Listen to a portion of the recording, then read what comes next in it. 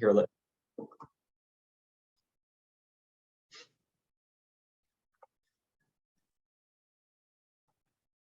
For those who are on the line, we're just going to wait another minute to give folks a little bit more time to join. So stay tuned. We'll start in about a minute.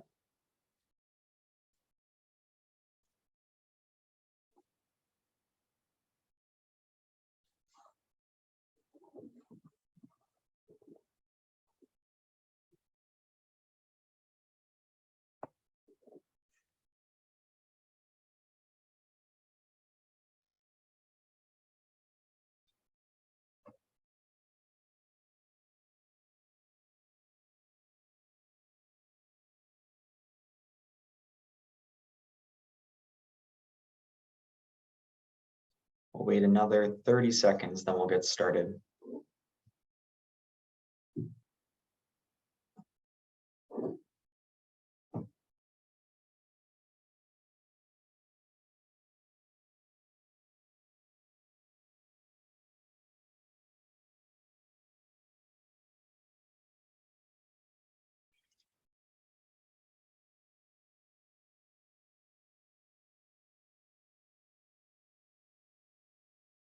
All right, well, I will go ahead and start the presentation. First and foremost, thanks so much to everyone for joining today.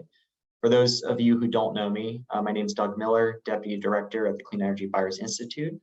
And thank you so much for joining this presentation today, where we'll be walking through a new resource that the Clean Energy Buyers Institute, or CEBI, released about 2 weeks ago. This new resource is called the Next Generation Carbon-Free Electricity Procurement Activation Guide, or for short, the Next Gen Activation Guide. And today, what we'll be walking through is essentially the premise of this work, how we went about doing the research, and then most importantly, the findings and where we go from here. I don't expect the presentation will take the full time. We want to have a notable time for discussion.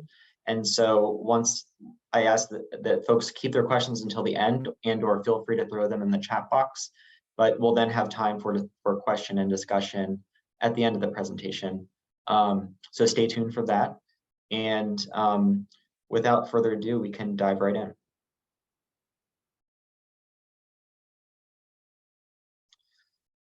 So to set some of the stage for why we created what's called the Next Gen initiative at CEBI and the larger premise of this work, we thought a lot about how does the current voluntary market where customers engage and procure carbon-free electricity actually affect the outcomes of what we're seeing in the markets today, and then also and how does this set the stage for where the markets need to go.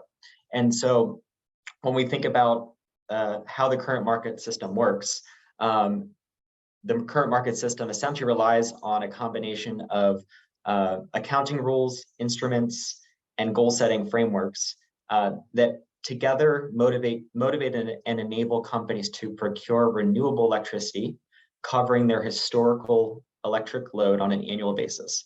In other words, companies buy renewable energy right now, typically on an annual basis, covering their annual load across the globe. And when we reflect on the progress we've made as an industry in driving grid decarbonization, we've been extremely successful as a customer community, where customers are, of course, complementing existing policymaker and regulatory goals and helping move these markets ahead. Some quick numbers. We know that right now, customers are procuring over 1 billion energy attribute certificates annually. And when you take the case of the US market specifically, and you think about C&I energy customers, since 2014, those of you who represent the Clean Energy Buyers Association community have helped driven over a third of all carbon-free electricity capacity additions during this time frame, and helped bring forward over 52 gigawatts of new carbon-free electricity capacity. So we should be really proud of all the progress we've made, and there's a lot to be learned here. Next slide, please. But if we take a bit of a pulse check, we know that to reach a future state where anytime we turn on, flip the switch and turn on the lights or the power, that we want to know we're using carbon-free electricity, that we need to do more than what we're doing right now. We need to that the current outcomes of what we've seen from today's clean energy procurement isn't fully getting us on the path of where we need to go. We know that, for example, we have a lot of solar in California, a lot of wind in Texas, and similar developments in various European countries and emerging markets.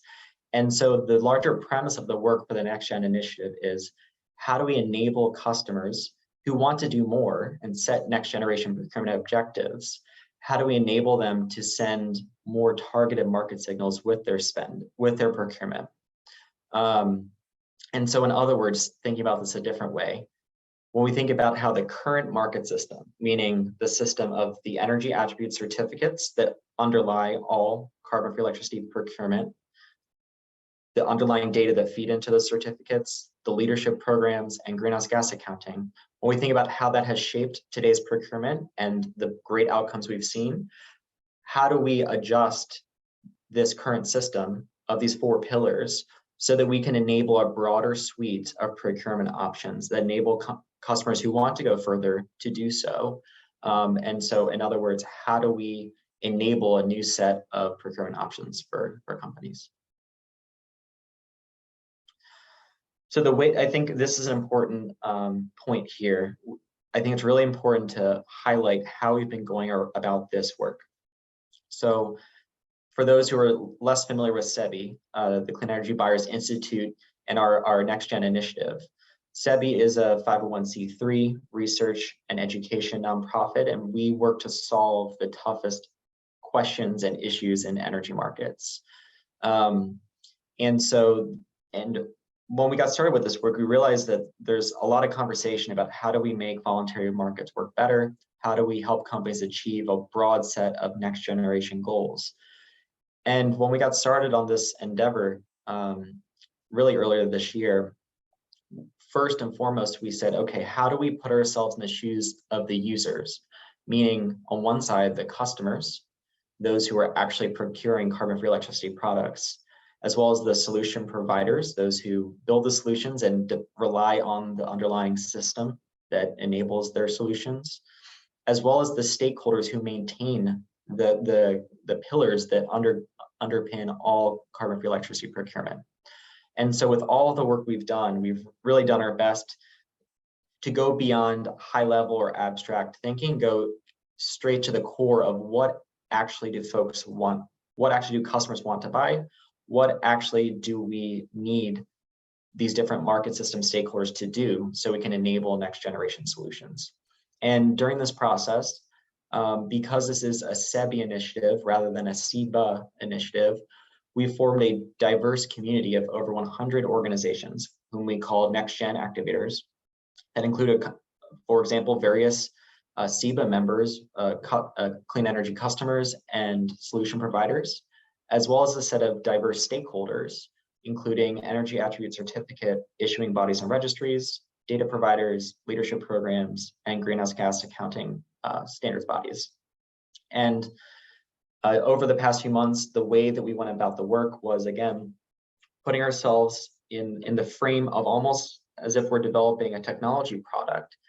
How do we use this user-centric approach to guide the market and enable stakeholders to solve the problems they want to solve? And the way we went about doing this was through a series of workshops where we had 10 workshops so far this year, as well as various bilateral conversations and small group discussions to tackle these really challenging questions that lots of folks here are thinking a lot about. So I just thought it was worth highlighting this, how we went about our work so far this year. Next slide, please. So here's the result of a lot of hard work by many dedicated members of the CEBI team. So first and foremost, really want to thank everyone from the CEBI team who helped make this research that went into this new guide possible. And also those of you on the line who contributed a lot of perspectives that informed this work. And so I'm really proud to release this Next Gen Activation Guide, where the core question we want to tackle with this is, how can we expand the menu of procurement options to enable customers to achieve their next gen objectives and support the acceleration of systemic grid decarbonization? Again, what I mean by systemic grid decarbonization is to reach that point where anytime you flip on the switch, you know you're using carbon-free power. And so this resource is now available. Thanks, Kyla, for putting the link in the chat. We also have a short blog that summarizes it for those who don't have the time to read the full guide. And in the guide itself, too, you can also jump to individual sections that might be most relevant to your organization type. Next slide, please. So now let's dive into some of the content, where some of what I'll be walking through essentially elevates various blogs that we published over the past few months for those who are following our blog series where we published blogs after every workshop, so that folks could see the evolution in our thinking. But what's listed here is essentially a summary of the research we did last winter, where we went into mapping out what in fact do customers want to be able to do that they cannot do right now. So another way of saying this is, how do we expand the menu of carbon-free electricity procurement options and other objectives that companies have that we can call next generation? And the way that we approached this was essentially through survey input, as well as through our kickoff workshop we had only for customers. And to go through the 8 here, I'll do that now. And one thing I'll note is that in the guide, what we do is we dive deeper into each of these, where we go into what are the actual things that have to change for each of these to make solutions supporting each individual objective possible. What are the considerations for those of you who are solution providers? How should you consider embedding these objectives into your new solutions? And what are the wider potential impacts on supporting grid decarbonization? But now just to briefly hit each of them. So the first one here is procuring any complementary or carbon-free electricity resource. The idea here is that companies want to be able to procure any carbon-free resource, as it says, not just renewable. And so that's the explicit point in terms of the generation side. And it's also pointing to the interest among companies to support complementary resources that, for example, provide storage to help store that carbon-free power and make it available at other times of day when the sun isn't shining and the wind isn't blowing, so that we've reached that systemic grid decarbonization future. The second one here is 24/7 hourly matching. We know that many companies are interested in looking at how can you procure 24/7 carbon-free power, matching your load curves. In other words, how do you procure CFE that matches your time of use of electricity, so that you can send those more targeted market signals with your procurement? Numbers 3 and 4 are related but different. The idea for both of these is interest among companies that want to procure carbon-free electricity at the most carbon-intensive times of day and or location. And so the idea here is, how do we send market signals through new solutions where a customer can help promote the development of carbon-free electricity at those times of day that are most carbon-intensive, or in those geographies that are most carbon-intensive to get more resources deployed there. The 5th item is the topic of value chains. In other words, for the components of a given company's value chain that comes from their value chain partners' respective electricity use, how do we enable companies to procure carbon-free electricity to cover their value chain partners' electricity use, the extent to which that fits into their own respective business model and sustainability and carbon-free goals?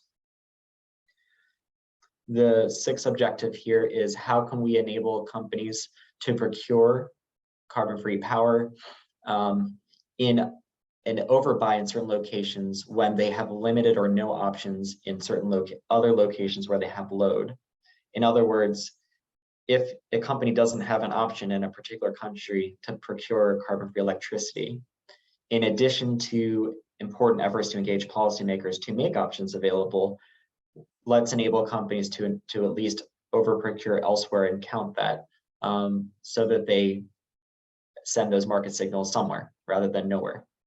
The next point here is there's interest among companies to get recognition for efforts they take to change policy outcomes, essentially. So if companies are supporting changes in a given geography, where ultimately that leads to a systemic effort to decarbonize the grid in that location, companies want more ways to engage and get recognition for this type of effort they make, given the resources they may be dedicating to it. Lastly, is interest in social and community credentials. So what we mean by this, and we realize that this may on its surface sound a bit off point in terms of decarbonization, we think it's core, in part because we think by capturing certain social and community credentials and making sure that carbon-free electricity investments, in fact, prioritize these, that we can build greater local community support and greater political support and willpower to support broader decarbonization efforts. And for this, what we mean, examples of what we may mean essentially is, what are those new third-party certifications that can establish best practices for land siting decisions, for community ownership, for job numbers, for ecosystem benefits, et cetera, et cetera. Next slide, please. So how in the world do we enable all of these really exciting things that companies want to be able to do? How do we introduce a standard set of comparable options where companies can then start procuring these types of next-gen procurement options off the market to achieve their ambitious objectives? Our theory of change is that we need to evolve the current market system, that is the components that underlie the markets where companies engage, that help make these markets possible. And so with our research, what we think is that in order to enable solutions that meet companies' next generation procurement objectives, we need to evolve 4 types of things. We need enhanced energy attribute certificates that are enriched with more attributes. In other words, we need to get more information on these certificates to support more differentiated products. Next, we need more granular and consistent data across different geographies that can backfill these new attributes we add to the EAC. We then need updated and/or new leadership programs that motivate companies to set even more ambitious goals and recognize those who demonstrate leadership in these next generation areas. Lastly, we know we need greater clarity and a larger evolution within greenhouse gas accounting in order to not just accommodate next generation procurement, but make it as easy as possible for folks to know how to account for this growing set of diverse products that are emerging, so that we can make sure that impact is properly captured. Next slide. Another thing we did in the guide was we put forward a couple of principles about how we evolve the market. And I'll go through these 4 principles here, but they're also in the guide, so I won't spend a ton of them. But a lot of this will recap, I think, some of the points I've already brought up. But I think it's important to share it with this group. So first, one principle we think is critical is that we should expand voluntary markets to include technology neutral, verifiable, outcome-focused products to broaden the bench of customers and introduce a larger menu of carbon-free electricity options. The idea here is that we want to enable more companies to join the market while introducing options that help companies that want to go further, so that they can further complement policymaker action and prove the impact that they had. And where the goal here is to accelerate systemic grid decarbonization. So pulling this all together, our principle 1 is we want to expand the menu of options. We want to provide new options for companies to go further who want to. And we want to make sure that as we evolve the market, the products that are available are something that a company can transact, that they can use to prove progress towards their goals, and that drive towards systemic decarbonization. So that's one of the points that's been fundamental to this work. Next slide, please. So the second point relates to an earlier slide, but we think that energy attribute certificate issuing bodies and registries, so the groups who oversee the issuance and tracking and retirements of certificates, data providers, leadership programs, and greenhouse gas accounting standards can and should make updates to their respective systems in order to activate next generation procurement. In other words, we think it's essential that each of these types of stakeholders do their part to help bring forward these new procurement options to building off principle 1. Next slide, please. The third point here is that we think it's fundamental that any updates to the carbon-free electricity market, that it maintains and further strengthens the ability and the requirement for companies to substantiate and verify their procurement. And that we, of course, maintain some of the basics of integrating these markets, like that there's no double counting. So the point here is, let's build on all the good practices and standards that we've established over the past decade or two in these markets. Let's make sure that when a company is working to achieve a next generation goal, that what they buy to work toward that goal is something that maps toward something they can prove in their impact related reporting. The last point here, maybe it might sound a bit funny, to be honest, but essentially the point is that we think each stakeholder should stay in their lane. We think that the role of the certificate issuing bodies is to capture the attributes that ultimately underpin any carbon-free electricity product. The data providers should provide data for those certificates in a high quality and reliable way. That leadership programs should inform goal setting and recognize leadership. And then greenhouse gas accounting frameworks should provide the frameworks in a consistent way and help companies evaluate what they did in fact do and the impacts for their carbon emissions. So I won't go through this particular slide in detail, but the point here is, and the takeaway is that there are, across those 4 different areas where we know we need market updates. So the updates we know we need to the market system and the 4 pillars of the market system.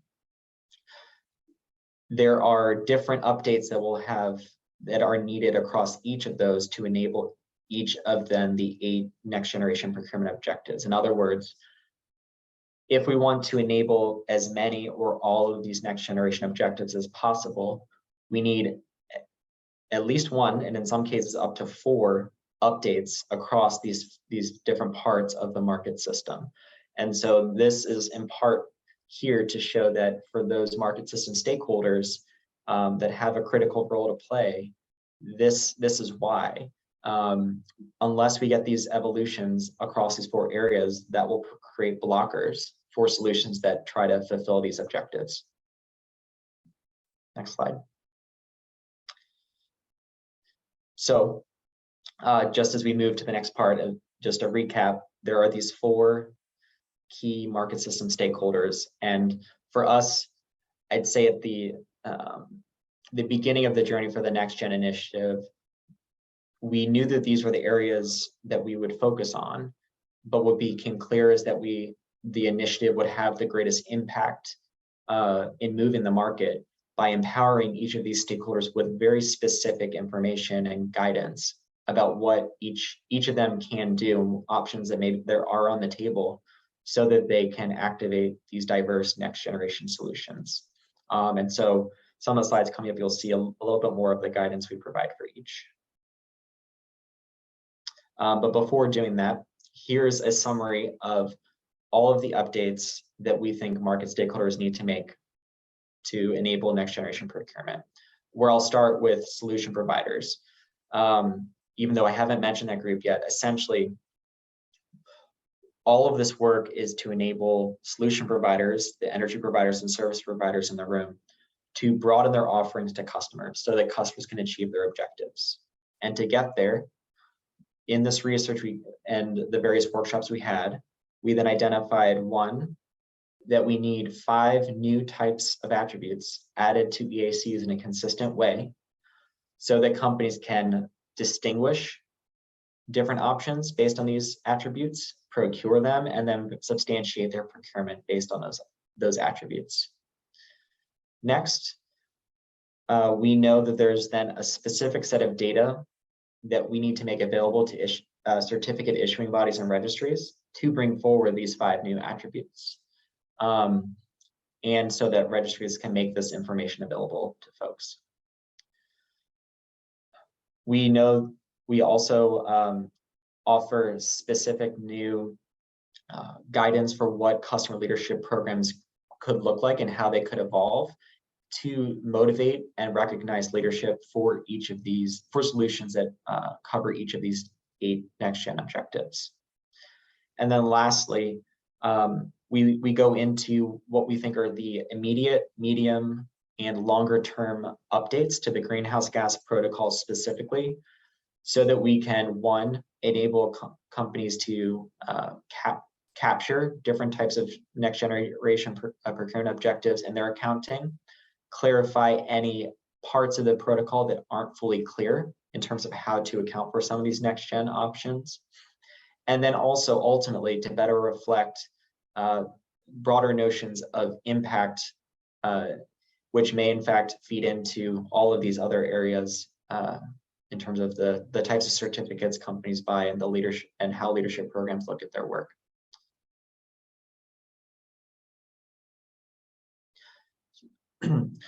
So now diving into the point about the specific new attributes we think we know are needed to enrich energy attribute certificates so they meet these diverse new solutions.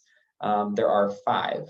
So I'll go through each of them briefly, and we can always spend more time during Q&A about them. So first, we know we need a tag for all carbon-free electricity resources in the registries, not just tags for renewable resources, and that we also need to find a way to tag storage-related parts of a given certificate's life cycle. So in other words, the second one is the ability to tag events during a battery storage life cycle from when, say, wind power is being stored on site in a battery and then discharged onto the grid. So there's that full level of transparency, because some companies may want to support in this case, a wind stored battery product, let's say. We know that we need an hourly, or ideally a sub-hourly timestamp, where this is critical not just for a 24/7 time match solution, but it's also essential for any procurement solutions that come forward where companies procure CFE at the most carbon intensive times of day as well. And this timestamp also has critical overlap with storage related tagging. And so this is an area of work where we're actually collaborating closely with Energy Tag on their granular certificate scheme standard to essentially work to make this particular attribute available as swiftly as possible in diverse issuing bodies and registries. Next, we know we need the ability to capture a snapshot of the grid carbon intensity. And I realize this topic could provide a can of worms for folks in the line who think a lot about carbon. Our thinking on this point is, at least very simply at the beginning, to provide information on the certificate that shows what is the carbon intensity of the grid during the time when that certificate was issued.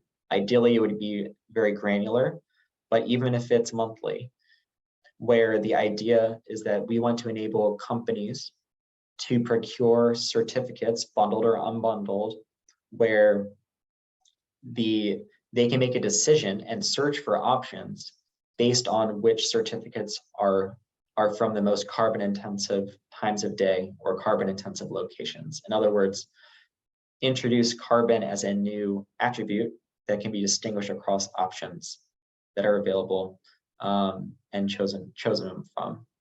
Lastly, We want to capture new social and community benefits on the certificate. What I mean by that is we want to create a field where, as they emerge, because they're still being developed, as these new third-party certifications emerge, being able to add these new social or community credentials to the actual clean energy facility level of tagging in the registry systems, so that you know that any RECs, GOs, or IRECs you procure from that particular facility has those attributes from for the underlying project that's generating the electricity. For each of these, wrap up the other one. For each of these, there are, of course, different data types and data sources, but we understand that in most cases, lots of these data are already available. They're available from grid operators, utilities, or other already trusted and data sources. And so we know there's a lot of work simply to make existing data available. Of course, not all of these are available yet, but we do think one of the big barriers you'll hear a bit more about later is just being able to grab these existing data so we can move the market forward. Next slide, please. So because we really see the energy attribute certificate and the associated registries and issuing bodies as a choke point in these markets that's blocking a lot of innovation and the development of next gen procurement, we spent time thinking about what are the actual barriers to registries to adopt these new attributes, as well as additional technology functionality. Before diving a bit more, what I mean by this tech functionality is that we know that issuing bodies and registry systems are generally not necessarily the most modern systems. They're not necessarily new, and a lot of the technical features may seem a bit outdated. And so one of the areas that we spent a little time on in the guide is how do we enhance the ability of both data providers on the back end, and then solution providers on the front end to build on top of registry systems. And so we do spend a little bit of time on how can we add that type of functionality where data providers can more easily provide their trusted data and solution providers can more easily build and synchronize their platforms with these systems. But back to the core part of this slide, we think there are 4 core implementation barriers: one around governance, one around data access, one technical, and one around resourcing. And won't dwell on the core of each of these, but essentially for each we offer potential solutions, where I think what's become clear to us is that we need to empower registries and issuing bodies to move forward, meaning getting the clearance they need from whether it's regulators, whether it's their users. And we recognize that this will be different from registry to registry, from the US to Europe to IREC markets. We also realize that there may be resourcing and technical barriers, and that's something where we at CEBI want to play a part in providing additional research about how we can best support registries in overcoming these barriers, so that they not only achieve the clearance they need to move forward to add the new attributes, but also have the practical ability to do so.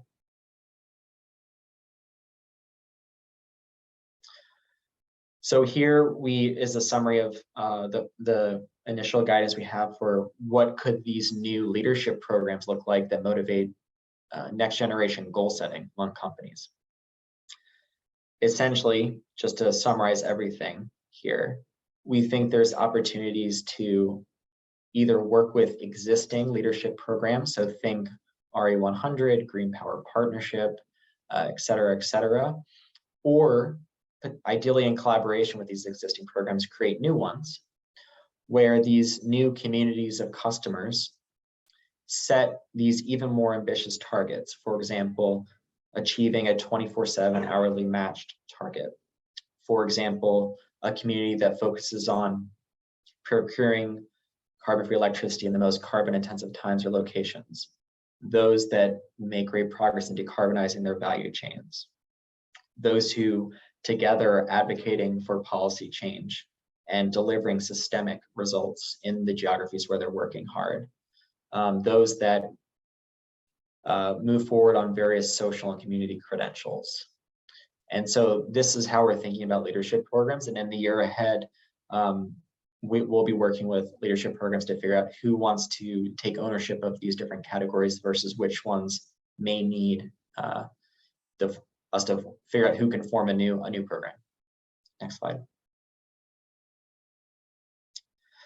So also in the guide, we try to make sense of a broad set of conversations that are going on, and I know many folks on the line are involved with, around how do we update the greenhouse gas protocol to make sure that we both maintain the ability for companies to engage in these markets while also capturing broader notions of impact, where this notion of impact is all about how do we get more carbon-free electricity deployed in the times and places that need it most. And so in the guide, we walk through for each of first, we approach this topic from a couple of different angles. One is, what do we think are the different updates that would to the protocol that would enable each individual next generation objective? So for example, for number 2 here, we know we need greater clarity around how to make use of a granular certificate. Where does that sit in the emission factor hierarchy? We also know that there may be greater clarity needed in how to treat the procurement of carbon-free electricity to cover scope 3, or greater clarity around how to think about market boundaries, et cetera, et cetera. And so this is one way we tackle this topic to make some initial progress on it. Next slide, please. And then we also thought about in this topic around the protocol in terms of where can we make the quickest fixes versus medium-term and longer-term fixes. Where from our perspective, the places where we can make the swiftest progress is, one, to make sure it's clear that all carbon-free electricity is accepted, not just renewable. And by this, I also mean complementary resources. Secondly, that we want to allow for clear recognition of granular certificates and where they sit on the hierarchy. Then in the medium term, were some of the points I brought up in the previous slide around value chains, around market boundaries, around storage, et cetera. But I think the one to call out is the one we think is the longest term, where long might be relative, but is around avoided emissions, where we know that companies want the ability to know where to procure carbon-free electricity to maximize the carbon impact, or decarbonization impact, that is.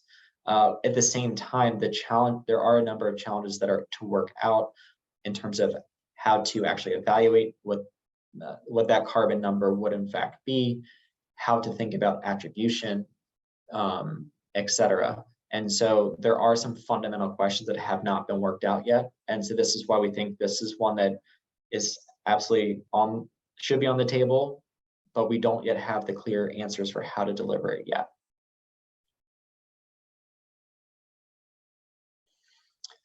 So to start to wrap up, then we can open up for Q&A. Where are we going from here? So a lot of ways this guide it's really just the first chapter, or even the prelude to the important work to come. So just to summarize, with this guide, we mapped out what is next generation procurement, what are the implications for new solutions that are emerging, and then more importantly, to a certain extent, how do we actually enable it? What do each of the key market system stakeholders have to do to bring forward next generation procurement? And so this essentially established the roadmap for where we think we have to go, together with all of you on the line and others who aren't here today. And so now, as we kick off the next phase of our work, the goal here now is we want to help stakeholders operationalize the guidance. So our goal from moving now forward is we want to work with issuing bodies and registries to bring forward all or as many of all of the 5 key new attributes we know are needed. We want to also help them modernize their technical functionality through better APIs or automated programming interfaces so that we can get better data into the systems more easily and enable folks to build solutions on top of those platforms more easily. For data providers, we want to work to get access to needed data as soon as possible, because of course that's a major blocker for all these new attributes that we need. And so that's related and core to the first area of work. Next, we want to work with leadership programs to figure out how can we evolve them to capture some of these next generation objectives, and or how can we work together to introduce new leadership programs where needed. Where of course we don't want to create market confusion. The goal is to just create that goal setting story and community of companies that want to go further. Next, we are already engaged and will continue to engage with a topic I know that is going to be top of mind for many in the coming months around the greenhouse gas protocol, as the scope 2 updates are and conversations about that are underway. And so we will be submitting our feedback. We will be engaging many of you on the line about how to approach that feedback, and we will be motivating as many folks as possible to contribute their feedback. Again, going back to some of our principles, where we want to expand the market, provide more options for impact, but at the same time, make it clear how companies can make more informed decisions to maximize the decarbonization impact of their procurement. Lastly, we know that at the end of the day, a customer can only get excited about and engage with products that actually exist.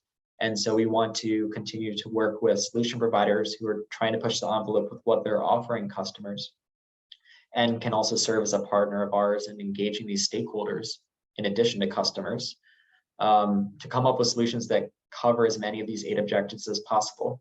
And so we look forward to continue to learn from all of you who are working on really cool new solutions, and using the work you're doing and the customers you're working with together to accelerate these updates we know are needed for next generation procurement. So with that, I will stop. Really appreciate all of your time today, and we have about 15 minutes for questions. So we'll stop the recording.